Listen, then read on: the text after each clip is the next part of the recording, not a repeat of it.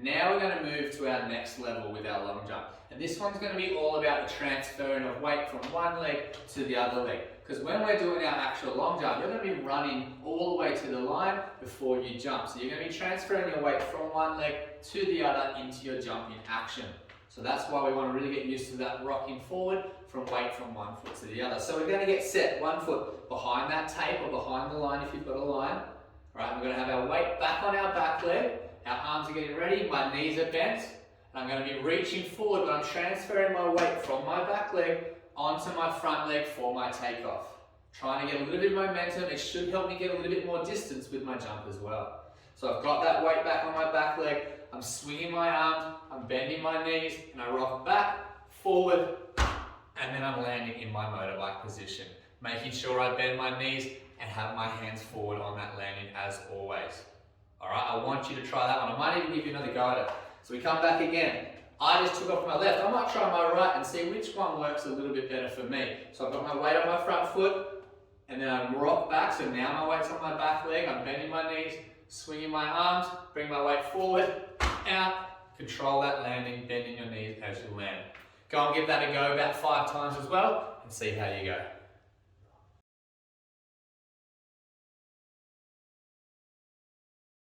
Guys, I hope you had a good go at that one, and you're really starting to get used to taking off with that one leg. What we're going to do to finish our long jump is we're actually going to go into a little bit of a challenge. Now this challenge is just to sort of work our way through on trying to get as much distance in our jump as we can by using our legs, using our arms all the way through our action. So what we're going to do for this one, we're actually going to measure our height. Now you don't actually have to have a measuring tape like I said. All you need to do is have a bit of sticky tape, or even so, I've got a pair of socks here. So all I do is I have my sticky tape or my start line, I lay down, I put my heels right at that start line, and then I'm just going to find where my head is, and I'm going to try and measure. I might put the socks there just to see. So now I know how tall I am. Ooh, I'm sitting there around 1.85 m. So I'm going to move those socks to the side so I don't jump on them. And now I'm going to see if I can reach that marker. Now you have 2 options. The first option is just our broad jump. So working with your 2-foot takeoff, feet behind that start line, bending your knees, swinging your arms, and really trying to explode out to hold and land. And I've made it right on my height. Okay, so I'm right where I want to be. If you're a little bit before your height, that's okay. That's going to give us something to aim for. We're going to be trying to get a bit further. Every part past your height you can do is even better. Alright, so then, if I've done my broad jump, I might go to my 1-foot takeoff. This should get you a little bit more distance, so you should start to be getting a bit closer to your height. So I get that 1 foot forward behind the line of the sticky tape, I'm swinging my arms forward and back. Remember, transferring my weight from my back foot to my front foot for my takeoff. So I get ready, lean back, take off, and trying to hold that landing all the way through. And again, I'm right on where I want to be.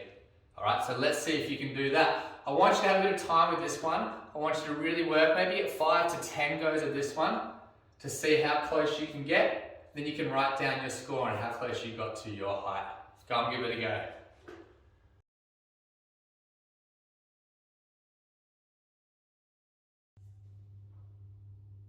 Alright, how'd you go with that one? A little bit harder, but it's good to have a little bit of a challenge and have a goal to be able to aim towards, trying to reach that height. I hope some of you guys made it to your height or even further. If you did that, you're doing really well. If you're a little bit before your height, that's alright. You've got that goal to challenge yourself, to keep aiming. We keep practicing to try and get further. Now, we know how to jump. Now, I've got some extra information. I didn't want to overload you at the start with a lot of different things. So now we're going to run through some specific rules of long jump. So we want to make sure we do these things, because otherwise, if we don't, our jump's not going to count. Now, does anyone know what it's called if we do the wrong thing and our jump doesn't count? It starts with an F. Anyone got it? That's right, it's a foul. So we don't want to be doing a foul with our long jump. So we need to make sure, number 1, we are jumping from behind the line. Okay, if you step over that line, it's not going to count, it's going to be called a foul. And they can't give you a score. So we've really got to make sure we're jumping from behind the line. Another thing, you must jump off one leg. Now I know we did a few practices on our 2 legs, that was just to work on our power. and get our arms moving. When you do your long jump, you've got to take off one leg, like we progressed to. If you jump with two, it will also be a foul. Now here's another thing you need to sort of think about when you're doing your long jump. When I do my jump, I've got my knees, I swing my arms, and I land, I want to make sure I'm always having my weight going forward. If I lose my balance and I step backwards, they're going to have to measure from where I step to. So you want to always make sure we're holding forward. Now, here's a tricky question. When I land, are they going to measure from where my toes are, or are they going to measure from where my heels are? I'll give you 3 seconds to answer.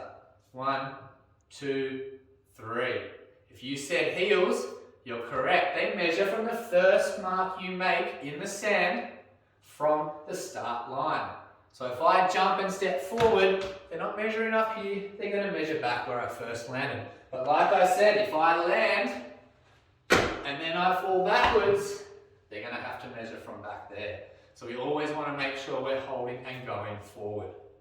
Right, those are some things to think about when we're doing our long jump. So now, I want you to go away and I want you to practice our 1 foot takeoffs, thinking about jumping off 1 foot, making sure I'm behind that start line or the take we've set up, making sure I land and I'm leaning forward as I finish my jump.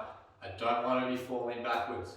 Alright, go and give that a go and keep practicing some of those jumps for the next few minutes.